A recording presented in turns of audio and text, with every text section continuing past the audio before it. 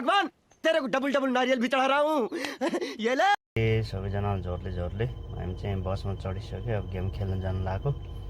आज हाम्रो साथीहरूको गेम छ, त्यही भएर हामी पनि यसो रमाइलो गरौँ। छुट्टीको दिन गेम खेलेको पनि हेर्नु पर्यो। अब अर्को हप्ता चाहिँ हाम्रो म्याच हुँदैछन्। यसपालि चाहिँ हाम्रो साथीहरूको, मेरो साथीहरूको गेम हुँदैछ नि। हामी खेलाडीहरू सब यही बसमा चढिसकेको छौँ। अब गेम खेल्ने तर्फतिर जाँदैछौँ। अब बाटोमा हेर्दै जाऊँ। अब यो चाहिँ बेलाजु साइडको भ्यूज हेर्दै हामी चाहिँ बसमा सरर कतारीहरूको घर हेर्दै रमाइलो गर्दै जाँदैछौँ। अब अलैते साइडतिर जाँदैछौँ। म अलैते साइडतिरको पनि भ्यूज देखाउँछु हजुरलाई। यहाँ चाहिँ हामी अलैतेतिर आइसक्यौँ। अब पहिला कतार छोडेर जानुहुने साथीभाइ दिदीबहिनी अरूले चाहिँ अहिले अलैतियाको प्रगति भइसकेको छन्। बाटो पनि पुरै क्लियर बाटो बनेर भ्याइसकेको छ। लगभग अहिले त पुरा बजार जस्तो छन्। अलैते क्षेत्रमा आइपुग्न लागिसकेको छ हामी। अब यो माथि पुलमाथि हिँडेछ अहिले। पहिला पुल थिएन यो साइडमा, अहिले चाहिँ पुल बनाएर यहाँ हामी ठ्याक्कै अब अलैतियाको छेउमै आइसकेको छन्।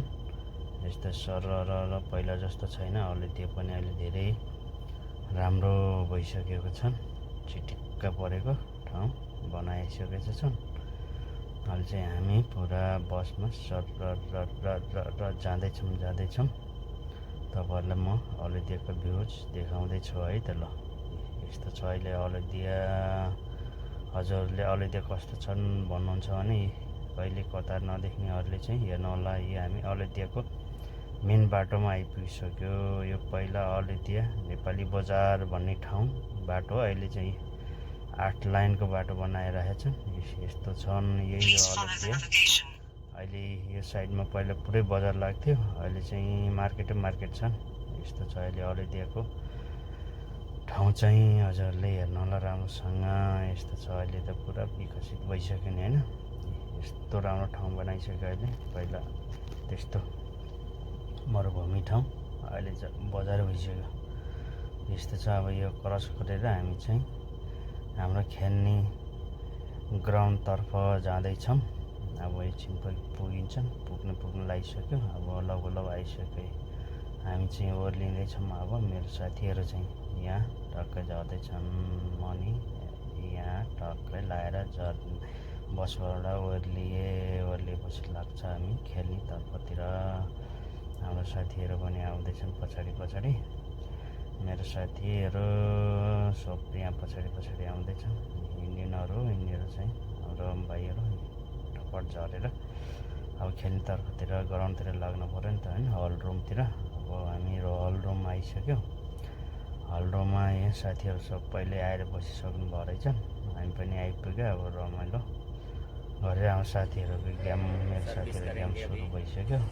साथीहरू चाहिँ गेम खेलेर एक म्याच भ्याएर फेरि तर्फ खेल्दैछन्। अब यो फाइनल हो। साथीहरू खतरा छ नि त गेम होइन। यसपालिको गेम चाहिँ खतरा हानेछ भाइहरूले। सर्ट पनि गेम पनि राम्रो भयो यसपालिको गेम चाहिँ। केटाहरूले पुरा बल लाएर दिइरहेछ नि त। हजुरहरूलाई कस्तो लाग्यो मेरो भिडियो, यसो जानकारी पाऊँ अनि कमेन्ट पनि गर्नु होला। केटाहरूले पुरा यसपालि चाहिँ राम्रो मेहनत गरेर आएको छन्। मेहनत पनि गरेर गेम पनि जित्यो।